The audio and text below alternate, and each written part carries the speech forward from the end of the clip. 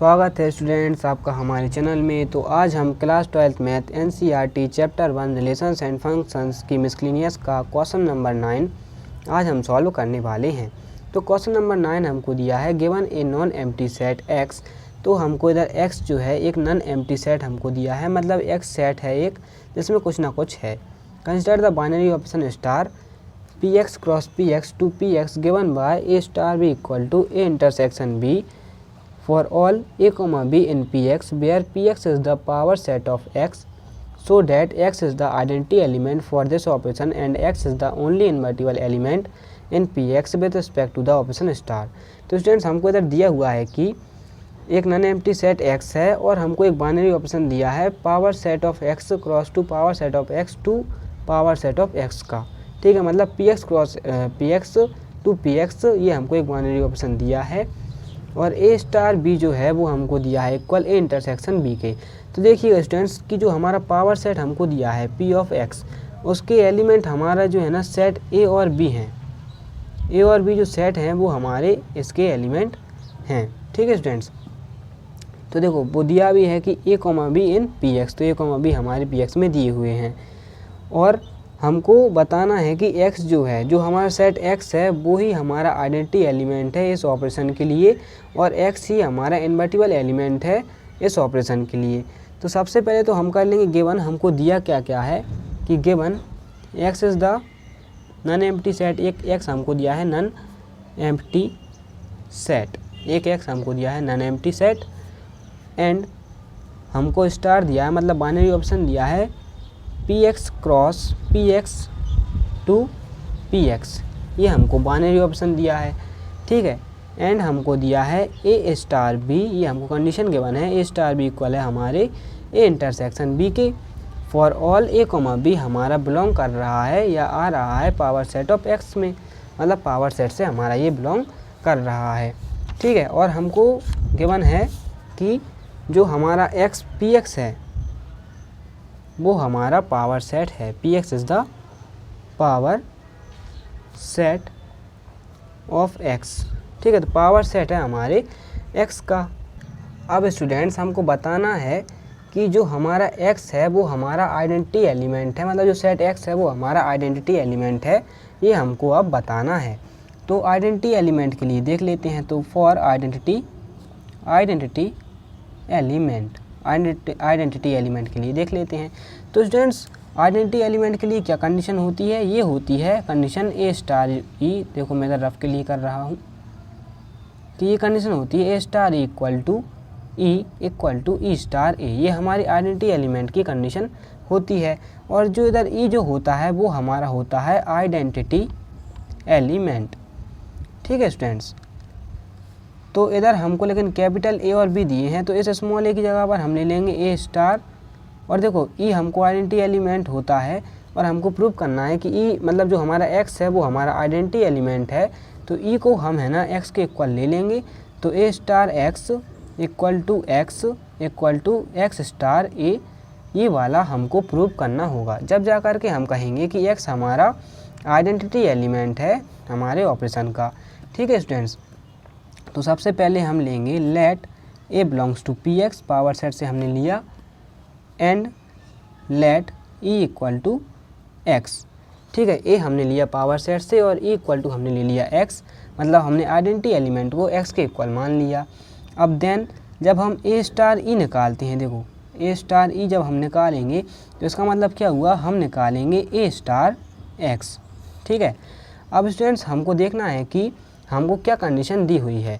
देखो a star भी हमको क्या दिया है, a इंटरसेक्शन b। ठीक है, तो इधर a का काम कौन कर रहा है, a, और b का काम कौन कर रहा है, x। ठीक है, तो a स्टार x हमारा हो जाएगा a इंटरसेक्शन x। ठीक है स्टूडेंट्स, और इसका आंसर हमारा आएगा a के इक्वल। देखो ये क्यों आएगा, क्योंकि x है ना हमारा सेट है और a जो है ना हमारे x का ही सबसेट है। ठीक है, इसलिए जब हम a इंटरसेक्शन x करेंगे तो हमारा आंसर a आएगा। ठीक है स्टूडेंट्स, क्योंकि देखो कैसा मतलब मैं आप बताता हूँ कि अगर x में हमारे एलिमेंट हैं 1 2 3 4 5, ठीक है, और a में अगर हमारे एलिमेंट हैं 1 2 3, और अगर हम a इंटरसेक्शन x निकालें तो ये हमारा देखो ये हमारे कॉमन आ रहे हैं, तो ये हमारा क्या हो जाएगा, एक इक्वल ही हो जाएगा, क्योंकि अगर ए इंटरसेक्शन एक्स निकालेंगे तो 1 2 3 हमारा आएगा, तो ये हमारे सेट ए के इक्वल हो जाएगा। तो इसी तरीके से जब हमने ए इंटरसेक्शन एक्स निकाला तो ये हमारा ए के इक्वल हो गया। ठीक है स्टूडेंट्स, अब स्टूडेंट्स हम निकालेंगे एक्स स्टार ए। ठीक है, तो एक्स स्टार ए क्या होगा, देखो या फिर हम कह दें कि ई स्टार ए। तो ई स्टार ए जब हम निकालेंगे तो इसका मतलब क्या हुआ कि एक्स स्टार ए हमारा होगा, क्योंकि ई की वैल्यू हमने एक्स ली हुई है और हमको कंडीशन गिवन है A star B equal to intersection B, तो एक्स स्टार ए हमारा हो जाएगा एक्स इंटरसेक्शन ए। ठीक है, जो कि हमारे इक्वल होगा ए के, क्योंकि देखो ए इंटरसेक्शन एक्स ए के इक्वल है, तो एक्स इंटरसेक्शन ए भी ए के इक्वल होगा, एंड हमको ए निकालना है तो ए तो ए के इक्वल ही दिया हुआ है। तो स्टूडेंट्स इन वाली कंडीशन से हम क्या कह सकते हैं कि देखो ए स्टार ई या फिर हम कह दें ए स्टार एक्स, जब हमने ए स्टार एक्स निकाला तो वो ए के इक्वल आया है, और एक्स स्टार ए निकाला तो भी वो हमारे ए के इक्वल आया है, तो ए स्टार एक्स इक्वल होगा हमारे एक्स स्टार ए के, और ये हमारे इक्वल होगा ए के, क्योंकि ये तीनों हमारे ए ही आए हुए हैं। ठीक है, तो हमने प्रूव कर दिया कि A star X equal to X star A equal to A हम लेकर आए हैं। तो इसका मतलब क्या हुआ कि ए स्टार ई इक्वल है ई स्टार ए के इक्वल है ई के। ये तो आगे पीछे लिख सकते हैं क्योंकि इक्वल है तो कहीं पर भी लिख सकते हैं। तो हमने ये प्रूव कर दिया कि ए स्टार ई इक्वल है ई स्टार ए के, और वो हमारा इक्वल है ई के। तो इसका मतलब क्या हुआ कि therefore e equal to x जो है हमारा आइडेंटिटी एलिमेंट है, is the identity element of operation, identity element of star. ठीक है, तो मतलब ई इक्वल टू एक्स जो है हमारा आइडेंटिटी एलिमेंट है एक्स स्टार का। ठीक है स्टूडेंट्स, ये हमने प्रूव कर दिया। अब हम इन्वर्टिबल के लिए देख लेते हैं। तो फॉर इन्वर्टिबल के लिए हमारी कंडीशन होती है कि A star B equal to होता है हमारे ई के equal to B star A. ये हमारी इन्वर्टिबल के लिए कंडीशन होती है। ठीक है स्टूडेंट्स, तो इधर हम स्मॉल की जगह कैपिटल लेंगे ए स्टार बी, और ई की जगह हम लेंगे एक्स, क्योंकि हमने ई इक्वल टू एक्स हमने प्रूव कर दिया कि आइडेंटिटी एलिमेंट है, और इधर हम लेंगे बी स्टार ए। ठीक है, ये कैपिटल हम ले लेंगे। तो सबसे पहले हम करेंगे let a comma B belongs to P X, ये हम करेंगे। ठीक है, तो देन हमारा ए स्टार बी हमारा क्या हो जाएगा, ये हमारा हो जाएगा, देखो जब हमने A comma B belongs to P X किया तो हमको लाना होगा कि A star B equal to X equal to B star A, ये हमको लाना होगा। ठीक है, तो इसका मतलब क्या हुआ कि ए स्टार बी इक्वल हमको लाना होगा X equal to B star A. इसका मतलब ये हुआ कि ए इंटरसेक्शन बी हमको लाना होगा इक्वल एक्स के, और ये हमारा इक्वल होना चाहिए बी इंटरसेक्शन ए के। ठीक है, बी इंटरसेक्शन ए के ये हमारा इक्वल होना चाहिए, जब जा कर के हमारी ये वाली कंडीशन प्रूव होगी, और जब जा कर के हम कहेंगे कि बी इक्वल टू एक्स हमारा इन्वर्टिबल ऑपरेशन है।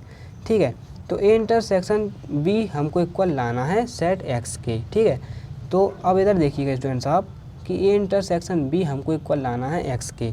तो ये इक्वल कब आएगा एक्स के, जब ए और बी हमारा इक्वल होगा सेट एक्स के। तो अगर हम ऐसे लिख दें if A and B equal to X then A intersection B equal to X and B intersection A equal to X, तो ये ऐसा हो जाएगा। तो इसका मतलब क्या हुआ, A equal to B equal to X अगर हमारा होगा तो ही हमारा जो इन्वर्टिबल होगा ऑपरेशन का वो हमारा एक्स होगा। तो इसलिए हम लिख देंगे B equal to X is the invertible of star, तो ये हमारा हो जाएगा। ठीक है स्टूडेंट्स, तो ये वाला क्वेश्चन यहीं पर फिनिश होता है। तो आज की वीडियो में बस इतना ही, मिलते हैं अगली वीडियो में। चैनल को सब्सक्राइब करें, वीडियो को लाइक करें, दोस्तों के साथ शेयर करें, और अगर कोई भी क्वेश्चन हो तो कमेंट सेक्शन में ज़रूर लिखें। Thank you.